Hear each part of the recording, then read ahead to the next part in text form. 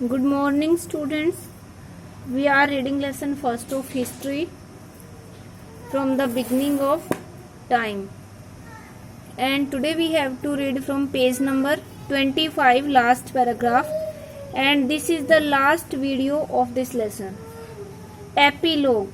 Epilogue means niskars, conclusion. For several million years, humans lived by hunting wild animals and gathering wild plants. लाखों साल पहले जो आदि मानव था वो शिकार करके, जंगली जानवरों का शिकार करके और पौधों को इकट्ठा करके अपना जीवन व्यतीत करता था. Then between 10,000 and 4,500 years ago, फिर 10,000 से लेके 4,500 साल के बीच का जो टाइम पीरियड था, people in different parts of the world learn to domesticate certain plants and animals. लोगों ने दुनिया के अलग अलग हिस्सों में कुछ प्लांट्स को उगाना शुरू कर दिया और एनिमल्स को डोमेस्टिकेट करना यानी कि घरों में पालतू बनाना शुरू कर दिया. This led to the development of farming and pastoralism as a way of life.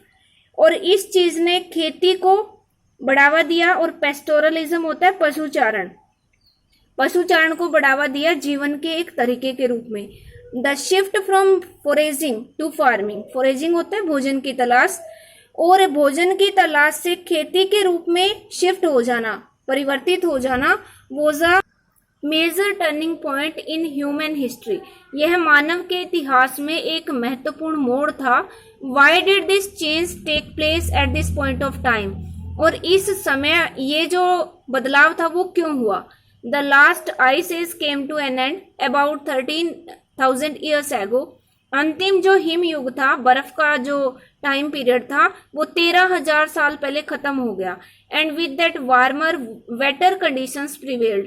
और उसके साथ ही फिर और ज्यादा गर्म और ज्यादा नम मतलब बारिश वाला, ऐसी कंडीशन शुरू हो गई. As a result conditions were favourable for the growth of grasses such as wild barley and wheat. और इसका परिणाम ये हुआ कि कुछ ऐसी फेवरेबल कंडीशन बनी, कुछ ऐसी अनुकूल परिस्थितियां बनी जिससे घास जो था उसकी ग्रोथ होने लगी. कौन सा घास, जैसे जंगली जो बार्ले होता है, जौ और गेहूं, ये पौधे उगाए जाने लगे एट द सेम टाइम. और इसी समय पर as open forest and grasslands expanded, खुले जो जंगलों के मैदान थे, खुले जो जंगली एरिया था और घास के मैदान थे, वो एक्सपेंड हो गए, ज्यादा विस्तृत बन गए. The population of certain animal species such as wild sheep, goat, cattle, pig and donkey increased. और जब घास के मैदान बढ़ने लगे, फॉरेस्ट बढ़ने लगे, तो जो जानवर थे उनकी कुछ प्रजातियां, उनकी कुछ किस्में, वो भी उनकी संख्या भी बढ़ने लगी, जैसे जंगली भेड़, बकरियां, मवेशी, सुअर और गधे. What we find is that human societies began to gradually prefer area that had an abundance of wild grasses and animals. और फिर मानव समाज जो थे उन्होंने ऐसे एरिया को पसंद करना शुरू कर दिया जिसमें बहुत ज्यादा मात्रा में जंगली घास मिलती थी और एनिमल्स मिलते थे. Now relatively large permanent communities occupied such areas for most part of the year. और अब क्या हुआ कि जो स्थायी समाज थे, अब एक साल के ज्यादातर हिस्से में वो इस प्रकार के एरियाज में रहने लगे जहां उनको जानवर मिलते थे और जंगल होते थे. With some areas being clearly preferred, कुछ एरियाज जो थे उनको साफ किया गया. प्रेशर में है built up to increase the food supply. और उस एरिया पर भोजन उत्पादन करने के लिए उन्होंने प्रेशर बनाना शुरू कर दिया. This may have triggered the process of domestication of certain plants and animals.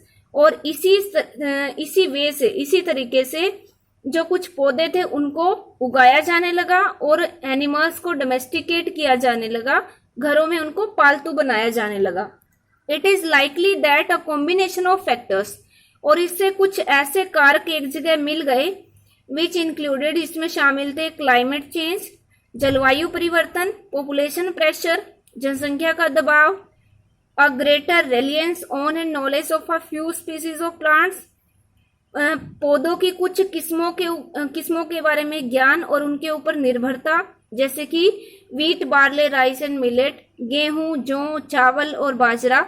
And animals, और कुछ जानवरों पर मनुष्य की निर्भरता, such as sheep, goat, cattle, donkey and pig, जैसे भेड़, बकरी, मवेशी, डोंकीज, गधे और पिग मतलब सुअर, played a role in this transformation. इस परिवर्तन में इन सब ने एक बड़ा रोल निभाया, एक भूमिका निभाई। One such area where farming and pastoralism began around 10,000 years ago was the fertile crescent. और इसी प्रकार के जो एरियाज थे उनमें से एक एरिया था जहां पर फार्मिंग यानी कि खेती, पेस्टोरलिज्म पशुचारण 10,000 साल के आसपास, 10,000 साल पहले के आसपास शुरू हुआ, और उस एरिया का नाम था फर्टाइल क्रीसेंट। फर्टाइल होता है उपजाऊ और क्रीसेंट होता है एक आधे चांद के आकार का ऐसा एक area. Extended from the Mediterranean coast to the Zagros mountain in Iran. और ये जो एरिया था वो भूमध्य सागर के तट से लेकर ईरान में जैग्रोस माउंटेन है एक, वहां तक ये एरिया फैला हुआ था।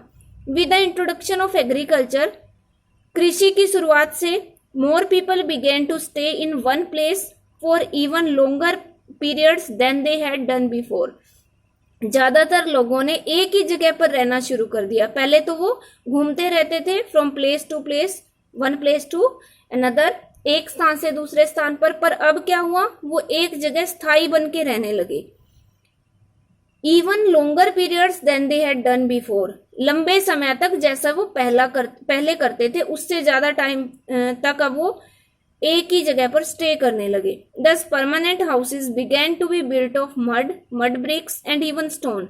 इसीलिए स्थायी घर बनाने शुरू कर दिए गए मड से यानी कि गीली मिट्टी से, मड ब्रिक्स गारे की ईंटों से, और यहां तक कि स्टोन यानी कि पत्थरों से।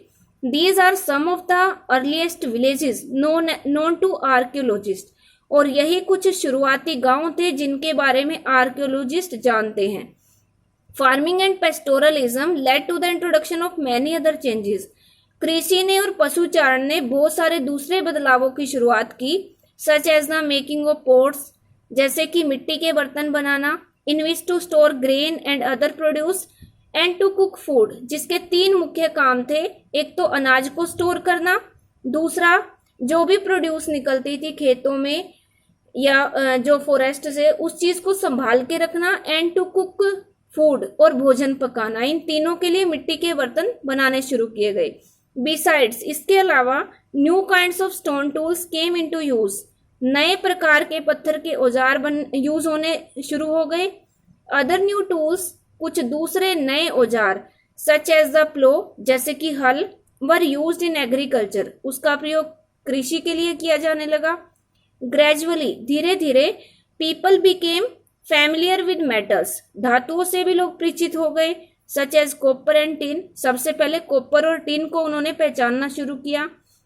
द व्हील, पहिया जो था इम्पोर्टेंट फॉर बोथ, वो 2 चीजों के लिए इम्पोर्टेंट था, पोट मेकिंग एंड ट्रांसपोर्टेशन। मिट्टी के बर्तन बनाने के लिए भी व्हील का यूज होता था और ट्रांसपोर्टेशन में यातायात आने जाने के लिए केम इनटू यूज, इनका भी प्रयोग शुरू हो गया। About 5,000 years ago, even larger concentration of people began to live together in cities। और अब इसके बाद लगभग 13,000 साल पहले तो जो आइस एज थी वो खत्म हुई थी, लोगों ने डोमेस्टिकेशन शुरू किया था, और 5,000 साल पहले अब ज्यादा संख्या में लोग सिटीज में रहना शुरू कर दिया उन्होंने। Why did this happen? ये क्यों हुआ? And what are the differences between cities and other settlements? और शहरों में और जो दूसरी बस्तियां थी छोटी छोटी, उनमें क्या अंतर थे, क्या अंतर हैं? Look out for answers to these and other questions in theme second। इन सब का आंसर हम, इन क्वेश्चंस का आंसर हम सेकंड जो लेसन है उसमें हमें मिलेगा। अब सेकंड लेसन में जो होगा वो होगा बिगनिंग ऑफ सिटीज लाइफ, शहरों के जीवन की शुरुआत, वो हम सेकंड चैप्टर में पढ़ेंगे। This chapter is completed now.